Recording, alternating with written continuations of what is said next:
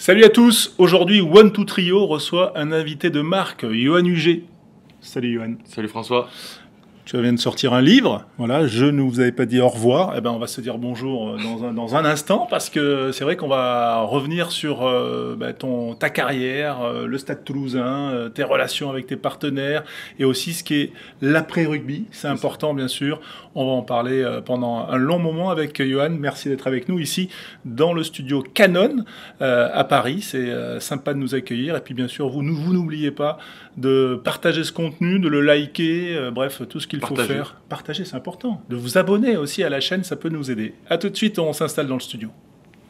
One, two, trio. Voilà. Nous voilà donc dans le studio, ici, chez Canon. Voilà, le principe est simple, Johan, on prend le temps de discuter. Puis parfois, comme ça, on s'arrêtera en répondant à des petits questionnaires rapides. Tiens, je le disais, je le montre à la caméra, ton livre. Je ne vous avais pas dit au revoir. C'est vrai ça, c'était en 2021 que tu as arrêté, on est en 2025, qu'est-ce qui s'est passé? Une petite blessure est venue contrarier mes plans de sortie et après la vie a suivi son cours et il fallait mettre tout ça en page et ça a pris bien 2 ans. Hein. 2 ans d'écriture? Ouais, d'écriture avec David Rira qui était un acolyte incroyable pendant ces 2 ans. Il m'a suivi, on a échangé et voilà, on est arrivé au bout de 2 ans à sortir ce magnifique livre. Oui, magnifique parce que je te dis, moi je l'ai lu de bout en bout et je le dis sans flagornerie, j'ai trouvé ça très intéressant. C'était en tout cas un beau voyage dans ta carrière et le quotidien du rugbyman de haut niveau. Voilà, ce qui m'a assez impressionné, c'est le fait que tu finisses certes ta carrière sur une civière, mais que tu combats... Non, pas sur une civière, j'ai voulu sortir de bout. Oui, tu ne voulais pas terminer sur une civière, mais surtout que tu as combattu la douleur pendant de longs mois, voire de longues saisons. La douleur au tendon d'Achille. Physique. Depuis exactement la Coupe du Monde 2019 où je savais que c'était d'une part c'était la dernière du mon âge, mais physiquement j'arrivais à bout. Et c'est la Coupe du Monde que je ne dois jamais faire parce que j'ai mal partout. Je me fais infiltrer juste avant le rassemblement et je dis à mon collègue de chambre, Wesley Fofana, que je vais jamais y arriver à accrocher le wagon pour partir au Japon. Et on fait 15 jours à Marcoussis. Après, on part à Monaco. Et là, il y a Jacques Brunel qui vient dans ma chambre et il me dit, écoute, si tu ne peux pas courir à Monaco, la Coupe du Monde, elle est finie pour toi. Sauf que je ne pouvais pas poser le pied. Donc voilà, pas mal de pression. Et j'avais demandé à cette époque-là à Fabien de me faire jouer que le dernier match. Pour que je sois totalement prêt. Et il me dit, tu sais que c'est qui tout double? Ouais, je lui dis, j'aime bien ça. Et donc après, voilà, c'était la petite anecdote. Mais ouais, beaucoup de douleur tous les matins. Au point quand même que ça t'oblige à venir avant, bien en avance que tout le monde. Ce qui ressort aussi dans ce livre, c'est ces douleurs-là que tu combats et ton sérieux aussi dans la préparation. On est obligé parce que c'est du tendon d'Achille, donc on ne peut pas se permettre de faire la fête, de se coucher tard. Il faut avoir une hygiène de vie irréprochable si on veut être compétitif le week-end, parce que moi le but c'était d'être compétitif le week-end et de m'entraîner comme je pouvais à bric et de broc. Et à partir de ce moment-là, Hugo était un peu au courant, donc on regardait beaucoup les datas à Toulouse. Et à partir du jeudi, j'essayais de monter en régime, c'est-à-dire d'aller chercher de la vitesse pure et dure comme pour être prêt sur un match. Mais c'est vrai que la préparation d'après-match jusqu'au mardi, les douleurs elles étaient terribles. Comme si on me piquait avec une aiguille dans le tendon d'Achille le matin quand je me levais. Donc j'allais au stade 15 minutes avant, faisais ma préparation avec les kinés, massé, bain chaud, bain froid. Ça, c'est des choses qu'on fait normalement après les entraînements. Donc moi j'avais ce rituel avant et après. D'accord. Mais on va dire ce qui est terrible, c'est que tu as mal, tu es suivi, tout le monde le sait, et que ça se finit par la rupture du tendon d'Achille. Oui, parce qu'en fait, il y avait une solution, c'était de faire un peignage. Mais peignage, j'arrivais sur la fin de carrière. Je ne savais pas trop comment ça allait réagir. Ça te immobilise pendant quasiment 4 mois. Je voulais profiter à fond. Je savais que s'il me restait cette dernière année, je n'avais pas envie de me blesser, j'avais pas envie de m'arrêter pendant 4 mois. Donc voilà, j'ai pris le risque d'aller au bout. Est-ce que tu es allé au bout de ton rêve? C'était ton rêve d'être rugbyman professionnel? Non, c'était ma passion. Donc j'ai eu la chance de vivre de ma passion. Et comme je le répète, pour moi, même si on a des embûches et que c'est compliqué à partir d'un certain moment, on se dit que c'est quand même ma passion. Quand je fais le choix de partir en Pro D2, c'est que j'aime le rugby et que je veux m'éclater.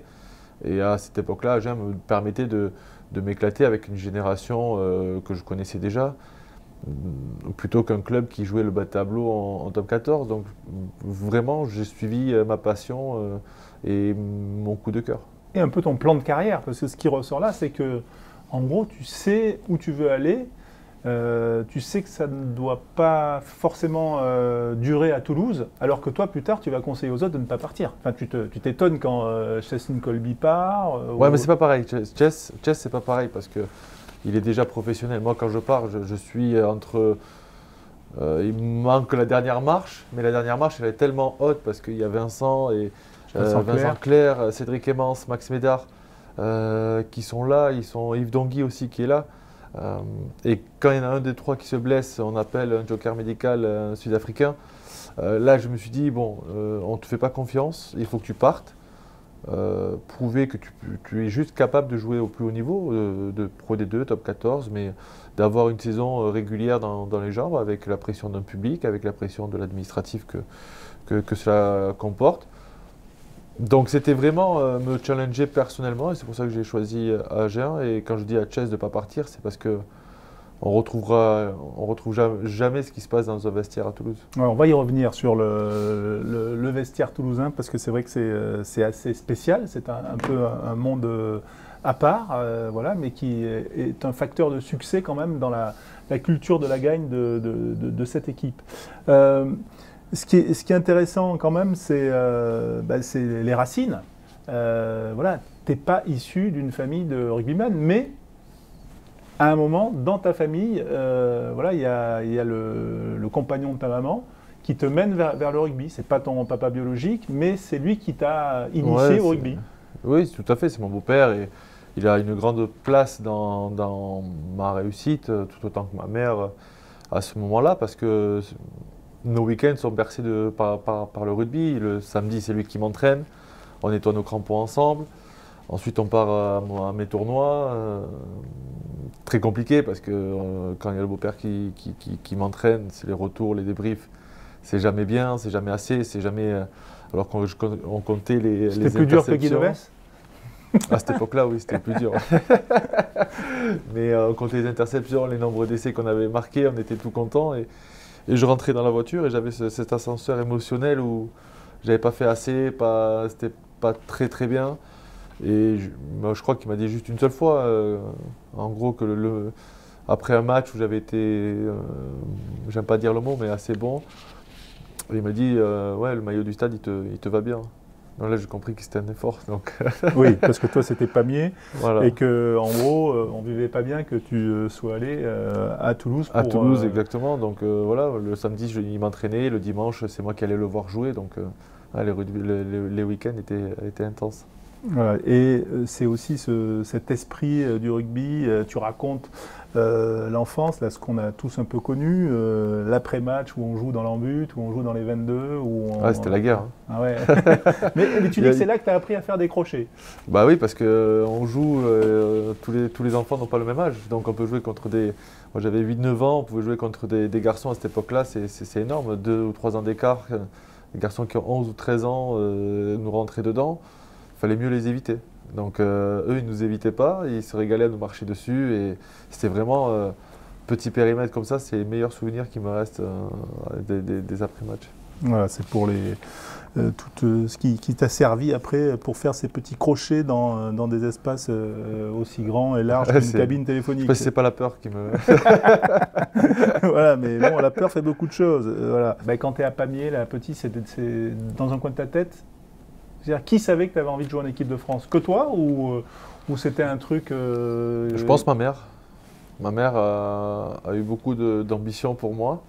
Parce que moi, comme je te l'ai dit, je voulais juste jouer au rugby. Donc si j'avais joué toute ma carrière à Pamiers, voilà, c'est mon seul regret, c'est de ne pas avoir joué en première à Pamiers, avoir ces spectateurs, un bon derby ariégeois, c'est assez incroyable. Donc c'est un peu… Elle qui m'a poussé à dire ouais, il faut que tu prennes ton envol, il faut que tu essaies au moins de réussir. Et après, si tu peux pas, tu reviens et ils t'accueilleront toujours. Donc voilà, elle a eu beaucoup d'ambition pour moi. Et d'après toi, pourquoi? Peut-être qu'elle a vu qu'il y avait du potentiel, elle a vu surtout que j'étais passionné parce que le soir, je regardais que du rugby à la télé, il n'y avait pas de dessin animé, il n'y avait pas de. Voilà, c'était que des matchs de rugby. Tiens, on va faire un petit questionnaire sport, tu sais que j'aime bien poser des petits questionnaires. Donc, tiens, le petit questionnaire que je poserai généralement à tous mes invités, qui est assez simple. Si tu étais un sport, Actuel ou quand j'étais. Sport, je dirais le rugby. Ouais. Et aujourd'hui? Paddle. Si tu étais un champion? Ah, j'aime bien Rafael Nadal. Si tu étais un coach? Je vais avoir des problèmes. Un coach, j'aime bien. Il m'a suivi toute ma carrière, mais sans forcément être coach, Emilien Tamac. Ah, c'était ton idole, Dylan. Mon idole, mon mentor. Chaque décision que j'ai faite pour changer de club, il a été présent. Et ouais, voilà, c'est Émile. Si tu étais un club? Pamiers. Pas le Stade Toulousain. Non, parce que le Pamiers m'a permis d'aller au Stade Toulousain. Si tu étais un président de club? Toi, tu veux m'avoir des problèmes, toi.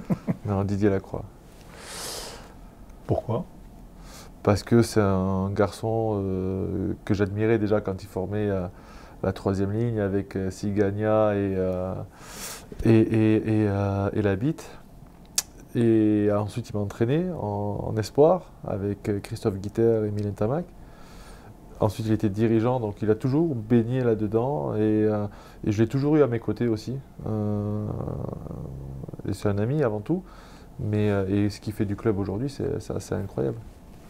Grosse légitimité, c'est rare de voir aujourd'hui dans ce monde professionnel un président qui a eu aussi ce parcours sportif. Ouais, mais c'est un amoureux du club. Son frère était là aussi, toute la famille Lacroix est présente au sein du club. Et surtout, quand il prend le club est vraiment pas bien. On a tendance à l'oublier, mais quand il reprend le Stade Toulousain, financièrement, on n'est pas bien, mais sportivement. Si tu étais un stade? Ernest Vallon, parce que j'ai vu son évolution. Il n'y avait que 2 tribunes, on passait la butte pour aller nous entraîner. Et là, aujourd'hui, c'est un stade mythique. Et puis tu es proche des spectateurs. Très proche, un peu à l'anglaise, tu sais, donc c'est rare, mais ouais, il a été très bien rénové. Je ne sais pas si tu te souviens, de cette butte, il manquait la tribune du fond et on voyait tous les terrains derrière, l'esplanade. Donc c'était des bons souvenirs. Ouais, j'ai l'âge de me souvenir. Mais si tu étais une émotion de sport? La défaite. C'est vrai? Ouais, elle te laisse un goût amer. Tu te souviens toujours de ces moments-là, tu sais. Et j'aime pas employer le mot défaite parce que tu apprends dans ces moments-là, tu apprends beaucoup sur toi, sur ta remise en question. Et c'est terrible d'avoir ce goût de défaite, que ce soit dans la vie, hein, dans des objectifs que tu ne peux pas atteindre. Mais c'est un élément qui est hyper stimulant, une émotion stimulante. La défaite, on va dire, il est quand même assez atypique ton parcours, parce que tu t'émancipes de Toulouse. Voilà. Même si tes choix, Agen puis Bayonne, il y a toujours eu un entraîneur qui était quand même un ancien Toulousain. Ouais. Hein, mais ça a compté dans tes choix? Énormément, parce que quand je fais le choix de partir à Agen, à la base, il n'y a pas Christophe Delot et Christian Lanta. C'est Henri Broncan qui me recrute. Et donc, quand je sais qui part, on me dit non, mais t'inquiète pas, c'est Christophe Delot, il te connaît, ça va bien se passer. Christophe Delot, rude quand même, tu vois, c'est une génération. Et au final, ça se passe très bien. Il comprend un peu le jeu à la toulousaine, il comprend mes relances, des fois un peu suicidaires. Et ensuite, j'ai la chance de partir à Bayonne. Et à ce moment-là, il y a le Stade Français qui m'appelle, qui était en pleine forme aussi. Mais c'était l'arrivée de Michael Cheika, mais ce n'était pas non plus annoncé. Et je me suis dit, attends, je ne connais pas trop, il ne me connaît pas trop. Et là, il y avait Christian Gajan qui était à Bayonne, avec Emilien Tamac, voilà, ils se sont appelés. voilà, je savais qu'il y avait quand même un lien toulousain là-dedans, donc j'ai préféré choisir la sécurité. Sécurité, il y avait ça. Mais tu as quand même aussi choisi l'aventure, notamment quand tu es à Agen. Il n'y a pas de sentiment là. Vous faites une super saison, tu as une bonne équipe, il y a des bons joueurs. Et tout de suite, tu pars au niveau dessus malgré une montée, une accession qui coule de source. C'était sans pitié. Sans pitié, non, mais je savais où je voulais aller.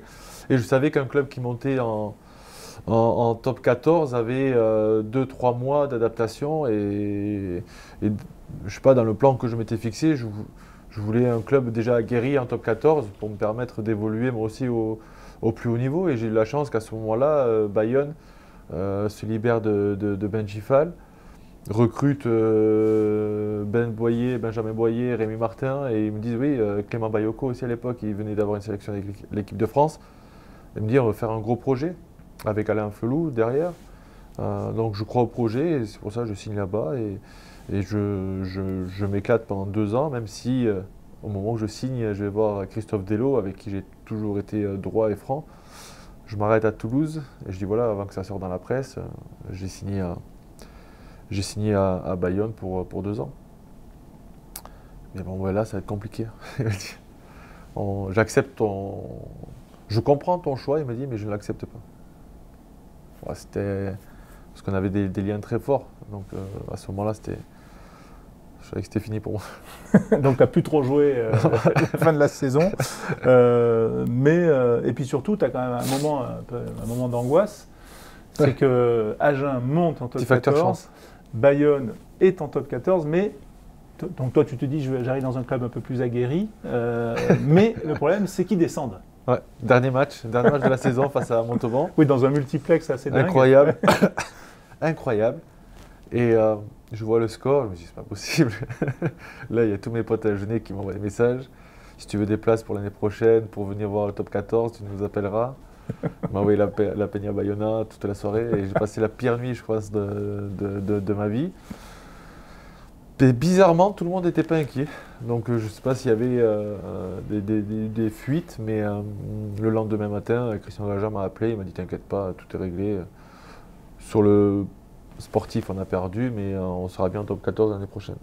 Voilà, il y avait des problèmes administratifs du côté de Montauban, donc Bayonne repêché. C'est ça. Et donc tu as pu connaître le top 14 en tout cas. Il y a un moment aussi intéressant dans ton livre, Je ne vous ai pas dit au revoir, où tu racontes ta première sélection qui arrive très vite après tes premiers mois en top 14. Et tu ne te rappelles pas? Tu te rappelles contre qui c'était? Ouais, l'Argentine, mais je ne me souviens pas du score. Je me souviens pas. J'aimerais bien le revoir. Mais t'as pris une commotion? Non, mais pas. Non, mais il y avait beaucoup d'informations ce jour-là. La Marseillaise, l'arrivée en bus, toute la famille. Moi, je suis originaire de Toulouse, donc Montpellier, c'était à 1h30. Tu te doutes bien que j'avais la moitié de la ville qui était là, ma famille également. Et voilà. Trop plein d'informations, d'émotions. Et le seul truc que je me souviens, c'est d'avoir eu mon agent que j'ai quasiment jamais avant les matchs au téléphone. Il me dit ça va, t'es bien? Je dis ouais, c'est un match de rugby. Voilà, pour moi, j'étais pas dans l'aspect de jouer en équipe de France. Il dit mais tu sais que tu vas jouer là, en équipe de France, face à l'Argentine. Je dis ouais, je sais, mais je suis prêt. Et voilà, ça c'est aucun souvenir après cet appel-là. Je sais pas on peut avoir un bon souvenir quand on n'a pas de souvenir. Après, j'en ai eu des bons, hein, mais sur ce match-là. Mais tu dates plutôt d'ailleurs tes débuts en équipe de France 2 ans plus tard, quoi, pour la tournée en Argentine. Là, tu as un vrai souvenir. Bah, j'ai le souvenir aussi du tournoi que je fais en suivant. Mais j'ai l'impression que tu te souviens plus un peu de ce nouveau cycle avec Philippe Saint-André, bien sûr, parce que Philippe a été un sélectionneur avec qui on s'est super bien entendu pendant 4 ans et on s'est fait confiance, il n'y a jamais eu de trahison. Mais le tournoi 2011 est compliqué, hein. Donc on s'en souvient bien. Défaite en Italie. Première défaite en Italie, mais on finit deuxième, on finit second et les gens ont oublié ça, tu sais. Donc, alors qu'on bat les Gallois qui viennent chercher le tournoi chez nous. Mais bon. L'équipe de France, t'as pas vécu la meilleure période. Ouais. Quand tu vois ce qui se passe aujourd'hui, tu te dis c'est dommage, j'aurais pu, je suis arrivé un peu trop tôt ou Non, j'ai vécu ce que j'avais à vivre. Aujourd'hui, ils ont un certain confort, que ce soit le staff ou les joueurs. Ils sont protégés et c'est très bien pour eux. Mais nous, pendant le tournoi, on rejouait avec le club en top 14 quand on redescendait. Donc, on n'avait pas trop de moyens de repos. Et le tournoi est hyper long. Donc, c'était fatigant. Pour nous, les fins de tournoi étaient épuisantes parce que il n'y a pas cette règle de GIF encore. On manquait de joueurs. Donc, on a naturalisé 2-3 joueurs pendant le temps que j'étais pendant les 4 ans. Mais c'était compliqué. C'était compliqué. C'est quoi ton meilleur souvenir en bleu? Le meilleur souvenir, c'est ces matchs qui sont accrochés face à ces Anglais, hein, où tout le monde fait monter, que ce soit les coachs, la presse, les supporters. Et voilà, c'est de jouer contre eux au Stade de France et surtout de gagner. Ça, c'est ce qui est le plus fantastique. Mais on avait fait un match incroyable aussi à Twickenham, juste avant la Coupe du Monde 2015, où on se rendait coup pour coup. Et, le 50-35. C'était relativement dingue. Avec de beaux essais en plus. Ouais, de beaux essais. Non, c'était un très bon match. Donc, c'est de bons souvenirs face au. Et la dernière de Brian O'Driscoll aussi au Stade de France. Ton meilleur souvenir dans le tournoi, c'est le France-Angleterre 2014 là? Ouais, avec l'essai de Gaël, où on part très bien et voilà, on se fait rattraper après la mi-temps vers la 60e et on arrive à arracher cette victoire à la fin. Ouais. L'équipe de France, bien sûr, bon, on comprend qu'en gros, il y avait un problème de système, de fonctionnement. Quand on est joueur, qu'on est otage un peu de ça, on le vit comment? Le système ne nous permettait pas d'être performants parce qu'il y avait beaucoup de turnover. Et peut-être dû à nos résultats aussi, que les coachs cherchaient la meilleure solution et la meilleure option pour faire gagner cette équipe de France. Mais à chaque fois qu'on était dans des moments cruciaux, on manquait d'expérience collective. Je pense à des matchs qu'on aurait dû gagner, comme le quart de finale en 2019 contre les Gallois. Même si tu prends un carton rouge, on a tellement de points d'avance, il reste 20 minutes. On ne peut pas se faire remonter comme ça, tu vois. Et ça, tu l'as, je pense, tu le prends au fur et à mesure des années dans cette expérience collective où les joueurs ont l'habitude de jouer ensemble, se connaissent. Et c'est ce qui nous a manqué en 2019, je pense. Ouais. Bon, là, ils en avaient de l'expérience en 23 et il leur a manqué un truc aussi. Je ne rentrerai pas dans cette.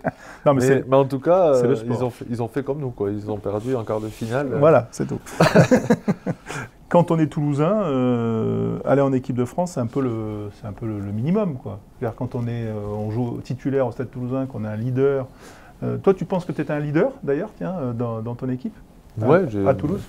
Leader par les actes sur le terrain, surtout.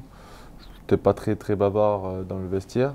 Mais par les actes sur le terrain, j'essaie d'amener l'équipe derrière moi et de leur montrer la voie. Des images ou des actions positives, ça amène toujours l'équipe derrière soi, que ce soit un bon plaquage, une bonne réception sur les 5-10 premières minutes du match. Tu sais que l'équipe derrière, elle va se dire ouais, c'est bon, le match est lancé. Donc j'essaie juste d'amener ce momentum à l'équipe. Et quand on joue à Toulouse, c'est pas tracé d'aller en équipe de France, mais en tout cas, le collectif et le club nous permettent d'accéder à l'équipe de France parce qu'on a la chance d'être souvent télévisé, de jouer dans des beaux stades, d'avoir des beaux événements à chaque fois qu'on se déplace et d'avoir des résultats aussi, surtout. C'est plus dur d'être titulaire à Toulouse ou en équipe de France? C'est deux choses différentes parce que à Toulouse, il y a beaucoup de compétitions, c'est très compliqué Toulouse. Après l'équipe de France, c'est pas pareil parce qu'on accepte d'être remplaçant ou être au groupe parce que c'est l'équipe de France et que c'est toujours un privilège d'y aller. Mais on accepte moins bien d'être remplacé à Toulouse. Et toi, t'as pas aimé barrage 2018 ou 19? T'as des infos? Non, mais là, il me semble que là, tu décris un truc où Hugo Mola te met remplaçant, ça te plaît pas du tout. Enfin, au point d'en avoir une explication, ce qui n'était pas ton style. Non, c'est pas forcément mon style d'aller chercher des explications, parce que l'explication, je pars du principe que les coachs, ils vont soit dans ton sens, ou il a toujours raison, parce que c'est la hiérarchie, et que les questions dans lesquelles tu peux te poser, elles ne te donneront pas de réponse. C'est juste le terrain qui va te montrer que tu as eu raison ou pas, ou que tu t'es trompé. Mais aujourd'hui, ce qui me reproche, enfin en 2019, 18, ce qui me reprochait, je ne l'acceptais pas parce que je considérais que sur son point de vue, il n'avait pas raison. Et du coup, je préfère ne pas jouer. Donc tu n'es même pas remplaçant. Non. C'est un choix. Parce qu'il y avait. Mais on va dire, il y a une discussion qui se passe mal. C'est quoi? Non. Il me dit voilà, je vais te mettre remplaçant, tu vas pouvoir courir centre et ailier. Je dis Hugo, j'ai joué 2 fois. Une fois le Leinster à la maison, on a gagné, ok, mais c'était un coup de chance. Après, j'ai fait que des bouts de match ou des fins de match. Sincèrement, un barrage à domicile face à Castres. Il y a un Djekevu qui lui joue vraiment ailier et centre et que tu l'as utilisé à plusieurs fois à ces postes-là. Si tu me mets dans le groupe parce que tu sais que je vais être en colère si tu ne me mets pas dans le groupe, je te dis sincèrement, ne me mets pas dans le groupe et mets un Djekevu à ma place sans problème parce que je sais qu'à ce moment-là, il est meilleur que moi pour couvrir les 2 postes. Donc à ce moment-là, je dis écoute, prends-le parce que moi s'il y a quelqu'un qui se blesse en début de match, faire tout le match au centre, ça va être compliqué quand même. Donc voilà, mais je manque de repères, je le sais, je manque de repères et que je suis pas égoïste sur ce coup-là et pour jouer à tout prix. Mais cette discussion, elle a le mérite finalement de créer un lien particulier avec Hugo Mola. C'est après le match, je suis allé le voir. Ah oui. Après le match, on perd. Et à ce moment-là, je dis écoute Hugo, moi il n'y a pas de problème, mais si tu comptes pas sur moi, je ne me suis jamais fâché avec un entraîneur, que ce soit Guy Novès, Christian Gajan, Christophe Delot, ça s'est toujours bien passé. Donc si tu comptes pas sur moi, tu me le dis et j'ai mon agent, il va faire le nécessaire pour que je parte. Mais des trucs comme ça à la dernière minute, de ne pas savoir si tu joues, si tu joues pas. Donc je préfère que tu me le dises les choses et à partir de ce moment-là, c'est reparti. C'est reparti plus belle. Tu as même un peu, on va dire, aidé Hugo Mola. Est-ce que tu te... Non, j'étais juste envers moi-même. Non, mais on sait que le début était difficile. Il y avait la fin d'une génération, voilà. Les jeunes qui arrivaient. Tu as fait un peu le lien quand même. Ouais, j'étais le lien, oui, ça c'est sûr. J'étais le lien avec celles qui arrivaient, des Cyril Bay, Julien Marchand et comme Max Médard aussi. On était là, nous on était entre les 2 générations. Et d'ailleurs, après, à ce moment-là, je crois après 2018, je reprolonge de 1 an ou 2. Donc voilà, il n'y a pas eu de. C'était la passerelle qu'il faut avoir dans un vestiaire sur la nouvelle génération avant qu'ils prennent le pouvoir et qu'ils nous mettent dehors. Donc, on va dire parfois, cette situation un peu chaotique où tu n'es même pas dans les 23 du barrage de ton fait, mais voilà, cette situation de tension, elle amène finalement du positif. Elle amène clairement du positif derrière, parce qu'on a eu une relation ensuite qui a été, je dirais, pas extraordinaire, mais était franche, surtout c'est ce que je recherche. Et j'aime bien qu'on me dise les choses. Et à partir de ce moment-là, Hugo, il a compris que voilà, il pouvait me faire confiance et moi aussi. Donc on avait des discussions et des échanges qui étaient relativement clairs, posés. Il m'a mis capitaine aussi sur la fin de carrière. Donc oui, vous savez qu'il pouvait compter sur moi sur des matchs qui comptaient. Toi qui as connu Guy Novès et Hugo Mola, c'était quoi la différence voilà, même si tu as connu Hugo au début et Guy un peu plus vers la fin, mais d'une manière générale, si tu devais les définir et les distinguer. Je pense que ils se ressemblent dans 2 générations différentes. Guy s'est adapté à sa génération, il a formaté et toute la génération, il a suivi toutes 2 ou 3 générations et je pense qu'Hugo est en train de faire pareil. Hugo est plus dans la tactique, dans le système de jeu. Il s'appuie énormément sur ses adjoints, mais il a ce management où il a besoin de se nourrir des autres sports, voilà, il regarde tout ce qui se fait et il est très ouvert sur l'approche des matchs, très peu de contrôle et toujours essayer d'aller chercher la petite flamme au fond de soi. Finale 2019, il avait demandé à nos enfants et nos femmes de nous faire un petit mot avec un petit cadeau et quand on est rentré pour dormir dans nos chambres, voilà, je sais qu'il avait déposé tous les petits mots et les cadeaux. C'était une attention qui était incroyable. Ou demander notre maillot de notre premier club. Pamiers ou Blagnac, c'est facile, mais il est allé chercher des maillots en Australie, au fin fond de la Nouvelle-Zélande. Enfin, tu vois, c'est une recherche qui est quand même poussée. Et ce côté-là, Hugo est très fort. Et Guy était bien pour t'amener juste à la parole, tu vois. Avec 2 mots, Guy il te faisait monter au rideau et il le savait très bien. Surtout quand tu affrontes Malaga. Ouais, ça, c'était incroyable. Chaque fois qu'on avait un match contre Clermont, il dit « Je sais pas si j'ai bien fait de te prendre parce que j'étais à 2 doigts de recruter Nalaga à ta place. » Il était très fort, très très fort. Nalaga que tu retrouvais bien sûr en duel et qui était la terreur. Mais bon, voilà, il t'avait dit, il était en fin de contrat, j'ai failli le prendre, etc. J'ai préféré te prendre. Ah, bien sûr, il est très fort. Mais ça, c'est des grosses ficelles quand même. Ah ouais, il a toutes les ficelles. Et comme ça, et là, il s'amuse avec toi. Et après, quand tu le connais, quand tu sais comment il agit, et avec ton expérience, tu y fais attention sur les matchs importants, mais tu prends beaucoup plus de recul. Bon, il y a quand même un truc qui est fort, on l'avait évoqué à demi-mot tout à l'heure, c'est, on va dire, cette culture du vestiaire à Toulouse, où il y a une vraie hiérarchie.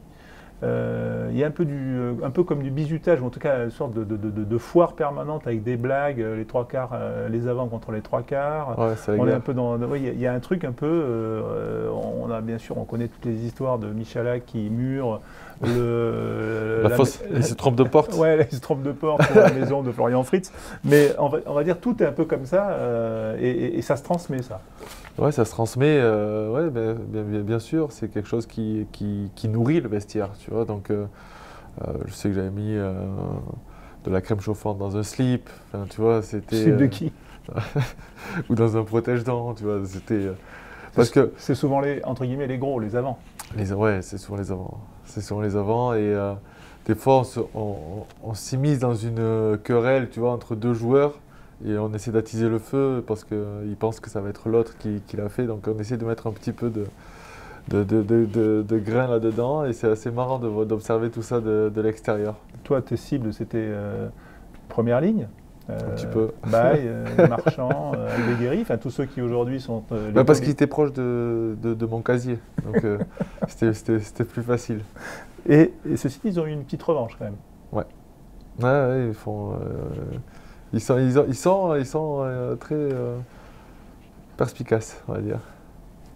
Donc un jour, toi, tu as toujours fait plus après l'entraînement. C'est-à-dire que tu es souvent sorti le dernier. Ouais. Non pas pour te coiffer, mais parce que tu... parce que j'étais vieux, donc j'avais besoin de m'étirer, de me faire masser. Ouais, j'avais beaucoup de choses J'étais bien aussi au club. J'avais envie de prolonger ce plaisir. Et un jour, tu sors ta voiture. Ah, c'est pas eux, ça. Non, on peut pas... faut rendre à César ce qui est à César. Là, c'est pas... ils n'avaient jamais me faire ça, c'est les 3 petits cochons. Ils n'avaient pas faire ça. Non. Ah, c'était qui alors Non, ça c'était en espoir. C'était Marc Giraud, le DVD. Quand je venais juste de monter en espoir, j'avais ma nouvelle voiture et comme je les embêtais, ils disaient attention, Yohan, 1 fois, 2 fois, attention. Eux, ils avaient 20 ans, je crois, ils ont 2 ou 3 ans de plus que moi. Et au final, ils m'ont mis la voiture sur cale. C'était ouais, juste en plein hiver. Tant te dire que remonter des roues, je ne savais pas comment il fallait faire, j'étais obligé d'appeler un taxi. Bon, on va faire un petit questionnaire, les secrets de vestiaire de Toulouse. Quel était le meilleur ambianceur un peu DJ? Joe Tekori. Quel était le meilleur ambianceur chanteur? Cyril Bay.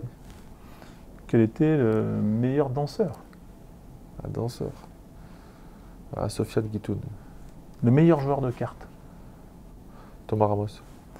Le meilleur organisateur de soirée? Joe. Le meilleur imitateur? Cyril Bay est pas mal. Cyril Bay. Il imitait qui?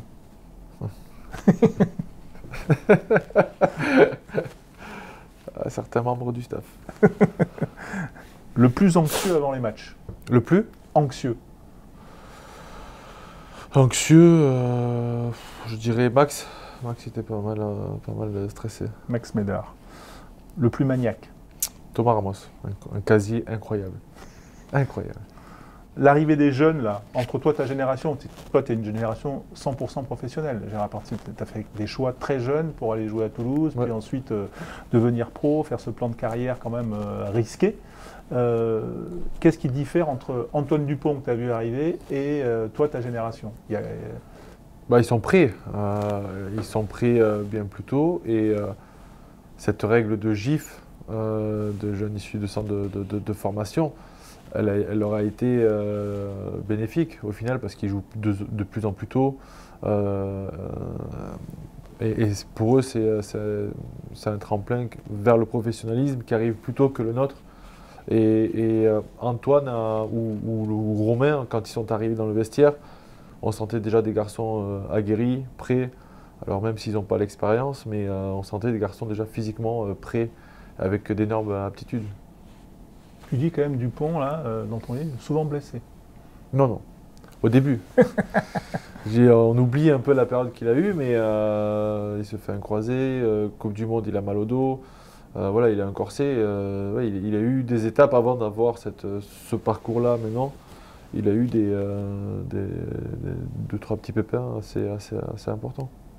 Toi, tu as été, t'es proche d'Antoine Dupont. C'est quoi son secret? Pourquoi on a l'impression qu'il a plus de temps que les autres, qu'il voit mieux que les autres, qu'il va plus vite que les autres? Encore ça, on peut comprendre, mais sur sa vision et sur sa gestion.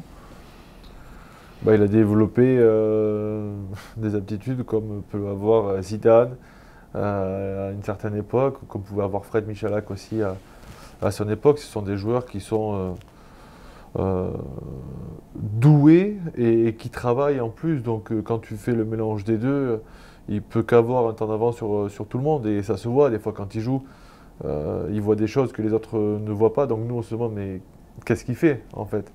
Et c'est juste que les gens, les joueurs qui sont autour de lui n'ont pas la même réactivité qu'on peut avoir. Notamment des fois moi quand il venait d'arriver à Toulouse où je perçais, le seul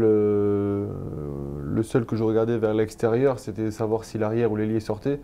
Sauf que j'entendais un petit mec à ma gauche qui me hurlait dessus pour que j'y passe le ballon. Et c'était rare, ça, d'avoir un neuf qui colle au ballon, qui était souvent à l'intérieur. Et lui, il a développé ces aptitudes-là, je pense, en regardant les matchs, parce que Aaron Smith, c'était beaucoup comme ça. Et lui, il a multiplié cette connaissance du jeu et ce facteur-là. C'est-à-dire qu'il travaillait plus que les autres? Par exemple, la passe, il a une passe à une vitesse incroyable, le jeu au pied, il a énormément progressé des deux pieds. Bien sûr. Et c'est des choses qu'il a fait plus intensément que les autres?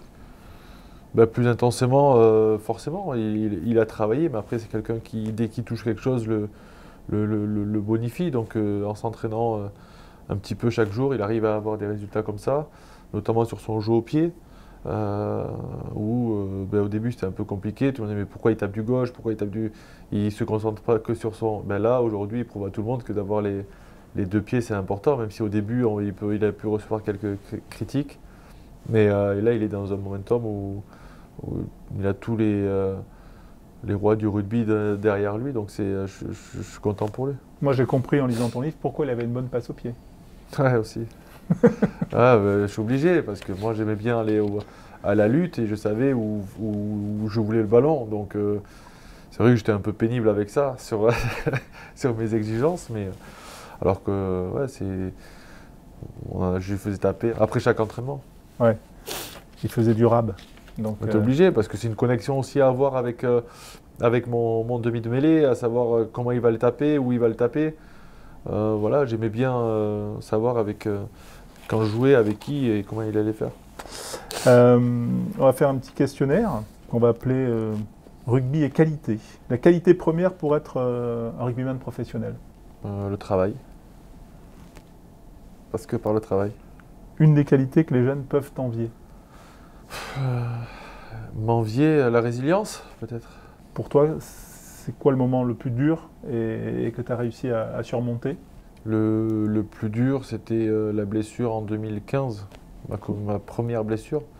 Coupe du Monde. Parce que je rappelle que j'ai eu que 2 blessures. Mais elles ont été médiatisées, c'est pour ça que Oui. tout le monde pense que j'ai souvent été blessé. Mais en 2015, parce que je suis en pleine forme et la Coupe du Monde en Angleterre, elle n'est pas loin. Je sais que je vais avoir pas mal de familles qui vont venir. J'avais fait beaucoup de sacrifices pour en arriver là. Et ouais, j'ai goûté 60 minutes. C'est pas mal, tu as Ouais. fait 2 Coupes du Monde. Voilà. Mais bon, une après où tu avais les béquilles et tu malheureusement étais spectateur, celle de 2015. Une qualité que tu aurais aimé emprunter à un partenaire? Les crochets de chess, et c'était démoniaque.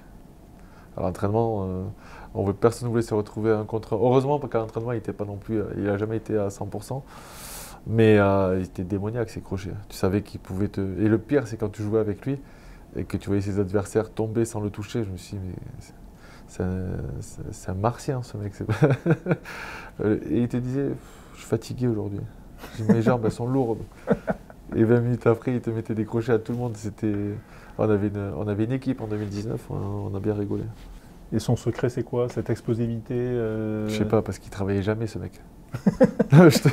C'est inné, mais peut-être qu'il en gardait pour l'Afrique du Sud, mais il faisait pas forcément de rab sur les crochets. Ouais, je pense que c'est se faire masser. Il se faisait beaucoup masser. Dernière petite question, un adversaire que tu aurais préféré avoir à tes côtés? Bah, je l'ai eu, hein, c'est Chess. Je l'ai eu à mes côtés, parce que lui, en face, ça aurait été vraiment compliqué de le bloquer. Hein. Un contre un, c'est terrible. Et ce qui est intéressant dans ton livre, c'est aussi la façon dont tu as eu de personnaliser ta préparation. C'est-à-dire que tu avais un préparateur à Bayonne, un préparateur physique, tu avais aussi une sophrologue en dehors de la structure du club. Pourquoi? Et un kiné. Ouais, pourquoi? Parce que ça te coûtait de l'argent quand même. Oui, mais on a quand même les moyens quand on est professionnel, de faire des sacrifices par rapport à cet investissement-là, mais c'est pas non plus. Non, mais la structure ne peut pas t'apporter assez? Si, la structure, on est très bien structuré à Toulouse, il n'y a pas de problème. Mais quand on veut toucher et être performant, on a de très bons kinés, on avait de très bons kinés en équipe de France et à Toulouse, mais il y a 2-3 kinés, et on est 40 joueurs à peu près, tu vois. Donc j'avais besoin d'avoir un peu plus d'attention sur des petits bobos où quand tu es 40 joueurs, tu as une demi-heure, tu as un créneau de 30 ou 40 minutes et après tu es obligé de passer à autre chose.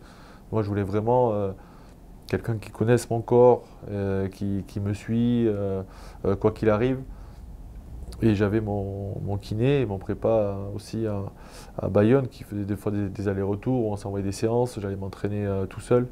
Mais parce qu'il connaît mon corps, il connaît mes besoins, mes antécédents et c'est un travail de confiance aussi. Tout comme un sophrologue que j'appelais avant des rencontres importantes la semaine, savoir comment je devais l'aborder sur toute la semaine et voilà, c'était important. Il y a un moment intéressant dans le livre, c'est quand tu dis, en gros, tu termines ta carrière et tu reçois ton solde de tout compte et on te sort du groupe WhatsApp. Ouais, c'est particulier comme sensation. Parce que je sais que je ne vais pas retourner à Toulouse, on fait un choix de vie avec mon ex-femme de partir un peu s'éloigner pour se retrouver le cocon familial que j'avais un peu laissé de côté sur les dernières années avec la Coupe du Monde 2019. Et à partir de ce moment-là, quand je suis en vacances, je vois vous avez été sorti de tel groupe, groupe des leaders sorti, groupe WhatsApp sorti. Et les mails aussi, Stade Toulousain est passé. Je dis, ouais, ça va vite. Au 1er août, j'avais plus d'identité. Yohan Huget, le rugbyman, qu'il a été pendant l'âge de 6 ans jusqu'à ses 34, 35 ans, et il est foutu, il est fini. Et ça fait un peu bizarre parce que on a l'habitude de recevoir 800 WhatsApp par jour, que ce soit important ou pas important. Et là, on n'a plus rien. C'est dur l'après-rugby? Non, c'est pas. Il faut être préparé. Mais il y a un coup. Il y a un moment où j'étais un peu dans le doute et dans la perspective de ce que je vais faire, ce que je vais devenir maintenant. J'ai eu la chance de passer mes diplômes, le master en droit économique et le CDES. Donc ça m'a permis de vite replonger quelque part. Et en parallèle aussi, moi quand j'arrête tout, mais je subis aussi mon divorce en même temps. Donc c'est une période qui est un peu bizarre, mais pas difficile. C'est quand même des changements brutaux, même si tu t'y es préparé. Et, je ne m'étais pas préparé au divorce. Hein. Mais tu peux en rire et ça c'est l'essentiel. Mais on ne se prépare pas aussi à plus avoir les émotions. Toi, tu as marqué 2 essais en finale, tu as eu 62 sélections, tu as eu des titres, alors pas autant que tu aurais voulu, et autant en équipe de France qu'avec le Stade Toulousain, mais voilà, qu'est-ce qui manque le plus par rapport à cette première vie que tu as vécue? C'est pas toutes ces émotions qu'on arrive à partager avec les supporters, parce que ça dure 80 minutes par semaine. Mais c'est cette vie de vestiaire, cette vie de vestiaire, elle est incroyable. On a nos propres codes, on a nos propres règles. Personne ne peut rentrer dans ce cercle-là, tu sais. Et ça, c'est le plus traumatisant, on va dire, quand tu n'as plus cette vie en collectivité. De 8h à 18h, tu es avec 40 mecs, tu peux t'insulter de tous les noms, tu peux te dire les choses en face, tu peux t'accrocher aussi parfois aux entraînements.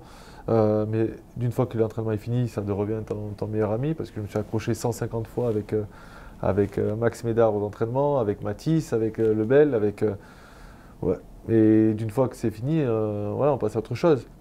Et c'est ça qui manque. Parce que dans la société aujourd'hui, tu ne peux pas faire ça. Tu ne peux pas attraper un mec par le col et lui dire tu m'as cogné la voiture ou tu m'as marché sur le pied. Tu vois, ouais, c'est cette vie en collectivité qui manque un peu. Un peu comme une bulle, on va dire, un peu privilégiée. Une bulle dorée, c'est notre bulle. C'était effectivement magnifique, en plus avec Toulouse et sa réussite. La reconversion rêvée, voilà, elle te mène où? Sur un terrain, dans un club, ou au contraire complètement autre part? J'ai essayé de poser des pions un peu partout. Et aujourd'hui, je peux dire que je suis en paix et heureux de ce que j'ai. Et je laisse après le reste, je laisse venir les choses. Et au moment où elles sont là, je pèse le pour et le contre, mais il n'y a pas de situation rêvée ou idéale, il faut aller la chercher. Tous les matins, il faut... C'est un peu comme le ballon. Ouais, il ne faut pas l'attendre sur son aile. Ah non, donc on va chercher un peu sa vie que l'on souhaite. 2 dernières questions. Est-ce qu'il y a une association que tu voudrais mettre en avant, que tu as aidé peut-être? J'œuvre depuis maintenant quelques années avec Premier de Cordée, où on essaie de faire du sport dans les hôpitaux, sur les enfants malades, handicap ou pas forcément, mais on essaie de les faire bouger, de leur mettre des activités sportives à disposition. Et on avait fait une super belle session dans tous les hôpitaux de France pendant la Coupe du Monde de rugby. Et c'était extraordinaire de voir le sourire sur ces gens-là. Christian Jean-Pierre qui œuvre aussi, et Ninon Bardel, de toutes leurs armes pour faire des journées extraordinaires au Stade de France, dans les parvis du Stade de France, où on peut découvrir toutes sortes de sports avec Nathalie Péchala et la marraine de cette association. Et quand tu vois les enfants arriver et repartir avec le sourire, voilà, je ne sais pas si on n'apprend pas plus nous que leur donner un peu de plaisir, mais en tout cas, c'est des émotions qui sont incroyables. Une phrase, une situation ou une citation que tu auras en mémoire, un truc, une phrase qui t'accompagne, est-ce qu'il y a un truc? Non. Dernier petit questionnaire. Je lirai bien le livre de... Yann. Mais d'un entraîneur de club, ce serait qui? D'un entraîneur de club, Arsène Wenger. D'un sélectionneur? Sélectionneur. T'en as un sous la main? je sais pas, Deschamps, Galtier. On dirait que tu veux m'orienter vers un livre que tu as lu d'un sélectionneur. Non. On est dans le conditionnel. Hein. Tout sport confondu. Oui, bien sûr. Tu lirais bien le livre d'un sélectionneur. D'un futur sélectionneur, Zidane. Ouais, pas mal. Tu lirais bien le livre d'une joueuse de rugby. Je dirais Marjorie Mayence. Le livre d'un président de club, ce serait lequel? Jackie Lorenzetti. D'un athlète hors rugby. Lewis Hamilton. Et d'une athlète hors rugby. Amandine Henry. Amandine Henry, joueuse de foot. Effectivement. Et puis dernière question, tu lirais bien le livre de quel joueur de rugby? J'aimerais bien lire celui de Bouden Barrett. Ouais, star néo-zélandaise, voilà, qui gère quand même lui, hein, la carrière. Il fait pas de bruit, mais il est toujours là. Et il aime bien sa barque. Voilà, c'est pas mal. Apparemment, il fait la promotion pour venir en France aussi, tu vois. Donc, il est bon le mec. Voilà. Il faut terminer, il faut remplir les caisses. Bon, merci Johan. Merci à toi. J'ai un peu débordé, mais quand même. T'as été bon. Mais c'est toi, Johan. C'est un plaisir. Et puis quand même, on se retrouve sur Sud Radio. Toujours. Sur Sud Radio. Voilà, où on parle de rugby, où on est bien sûr au cœur de la mêlée, où on parle avec toujours beaucoup de plaisir de rugby, comme dans ton livre. Hein, je rappelle le titre. Je ne vous avais pas dit au revoir chez Hugo Sport. Voilà, écrit avec David Herrera et c'est très sympa. Hugo Sport, l'éditeur. Voilà. Merci beaucoup. Merci beaucoup. Pas de clap? 1, 2, 3.